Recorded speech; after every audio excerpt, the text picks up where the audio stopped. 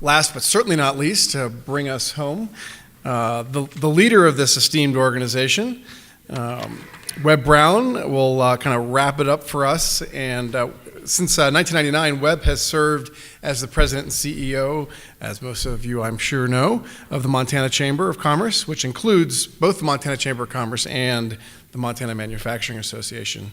He served on a variety of boards for local, state, and national associations, including a term as president on the Council of State Chambers. So please welcome Webb, and thank you again for being here this afternoon.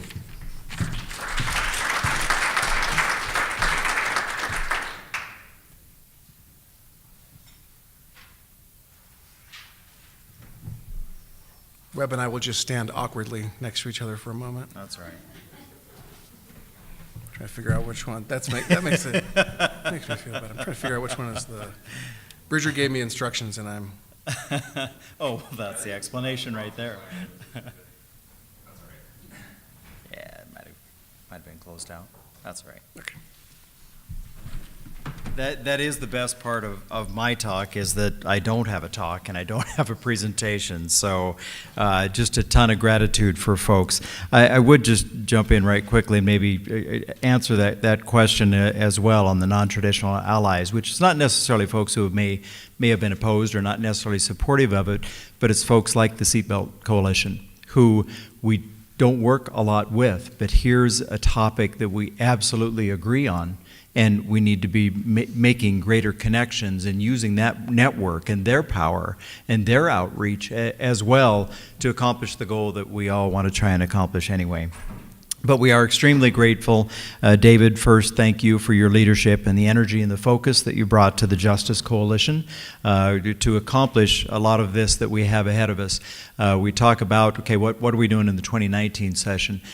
We have been talking just last week, our Justice Coalition meeting, we talked about what is the legislative agenda for 2019.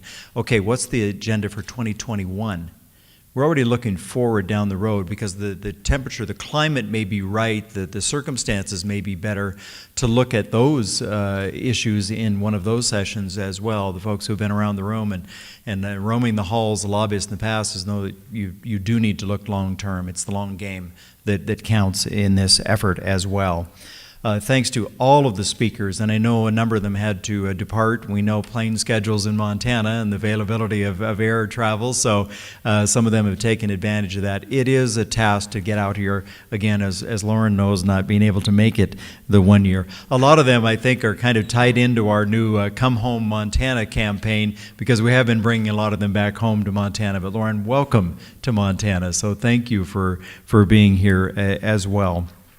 Absolutely, thank you to the sponsors.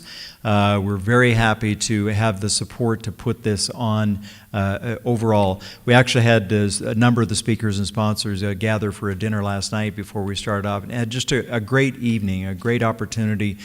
Justice Gustafson, I say that 3 times fast, if I can't even say it 1 time, was there and had a very nice evening as well. So thank you to the sponsors for making this possible. Anna Selleck was here with the U.S. Chamber. I know we thanked Harold earlier, but Anna Selleck, thanks as well.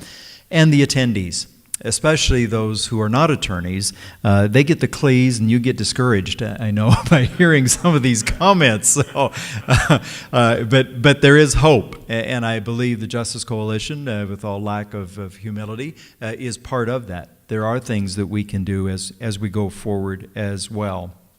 I also want to point out and thank the students from Carroll who came and joined us today in the business law program or a pre-law program.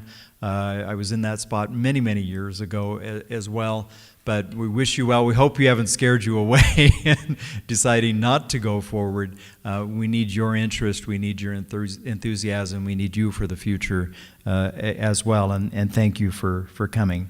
Board members, Amy must have known I was going to talk about her. Thanks to our board members for putting together Envision 2026. You had to get it in there, Bridger. You know that. It is our 10-year strategic plan, and a strong focus of that is legal reform to improve the business climate in Montana. As we heard from Harold earlier, we have made progress, but we've got a long way to go as well. But that is an important part of what we see for Montana's future, is ensuring that we have that legal environment that's conducive to doing business here as well.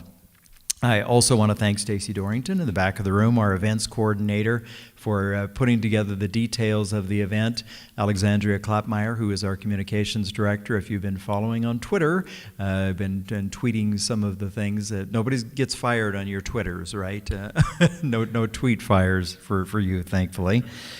And finally, would make note too, if you have the evaluations in front of you, if you've filled it out, that's great. Drop it off at the table in the back. If you haven't filled it out, feel free to take it with you.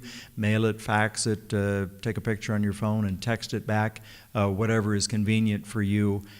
We definitely want to have that evaluation so we know how to prepare looking forward.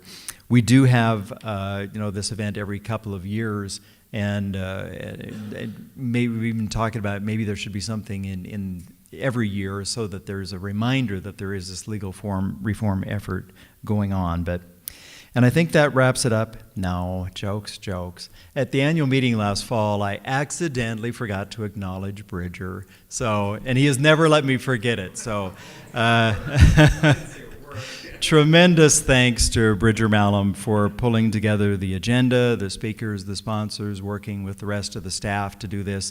And I think, is one of our premier pieces that the Chamber puts together, which is our judicial review.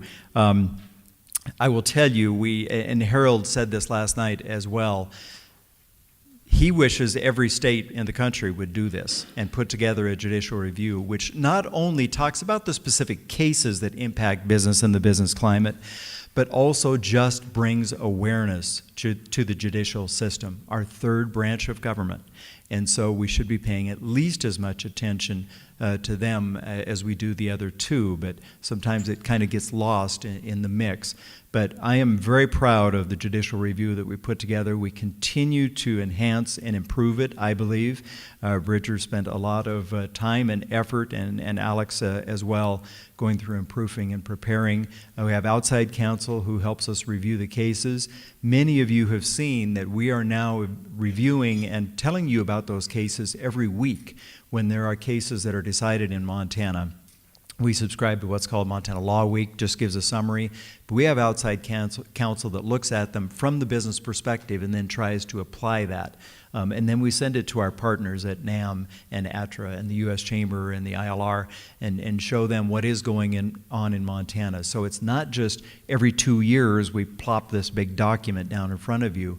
Every week, if there's an applicable case, we are now telling our entire general membership about cases that are important to them as well. With that, we are concluded. Thank you very much for hanging in there with us throughout the day. Great speakers, great topics, great interest. Now we've got great work to do. So keep up the good work, and thank you.